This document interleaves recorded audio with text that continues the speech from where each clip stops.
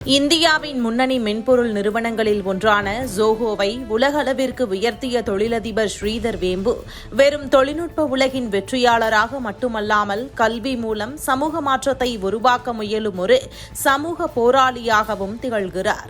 நகரங்களில் மட்டுமே தரமான கல்வி கிடைக்க வேண்டும் என்ற எண்ணத்தை உடைத்து கிராமப்புற குழந்தைகளுக்கும் உலகத்தரத்திலான கல்வி கிடைக்க வேண்டும் என்ற இலக்குடன் அவர் பல ஆண்டுகளாக செயல்பட்டு வருகிறார். ஸ்ரீதர் வேம்பு தனது வாழ்க்கையின் பெரும்பகுதியை கிராமப்புற இளைஞர்களின் திறமையை வெளிக்கொண்டு வருவதற்காக செலவிட்டவர். உலகின் மிகப்பெரிய தொழில்நுட்ப நிறுவனங்களுடன் போட்டியிடும் நிறுவனத்தை உருவாக்கியவர்.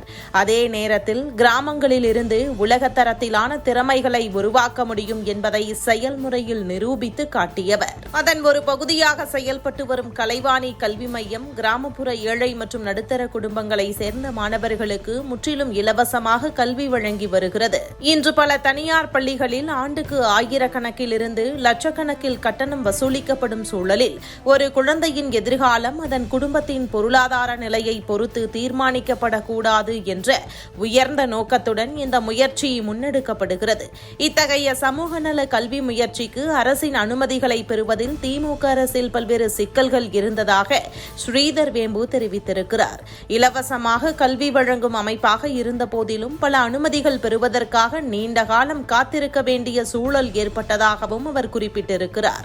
ஆனால் தற்போது அந்த அனுமதிகள் விரைவாகவும் தானியங்கியாகவும் வழங்கப்பட்டிருப்பதாக அவர் தனது பதிவில் மகிழ்ச்சியுடன் தெரிவித்திருக்கிறார். இன்று இந்தியாவில் கல்வி என்பது வெறும் பாடப்புத்தக அறிவாக இல்லை, அது சமூக முன்னேற்றத்திற்கான மிகப்பெரிய ஆயுதமாக மாறியுள்ளது. அந்த ஆயுதத்தை பணக்காரர்களுக்கு மட்டுமல்லாமல் சாதாரண விவசாயியின் மகனுக்கும் கூலி தொழிலாளியின் மகளுக்கும் கொண்டு சேர்க்க வேண்டும் என்ற நோக்கத்துடன் செயல்படும் கலைவாணி கல்வி மையம் போன்ற முயற்சிகள் உண்மையில் பாராட்டப்பட வேண்டியவை.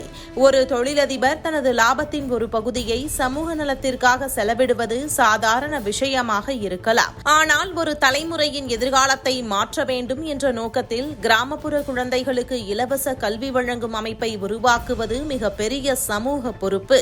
அந்த பொறுப்பை அமைதியாகவும் விளம்பரங்களின்றியும் தொடர்ந்து செய்து வரும் ஸ்ரீதர் வேம்புவின் பணி இன்று ஆயிரக்கணக்கான குடும்பங்களுக்கு நம்பிக்கையின் ஒளியாக திகழ்கிறது.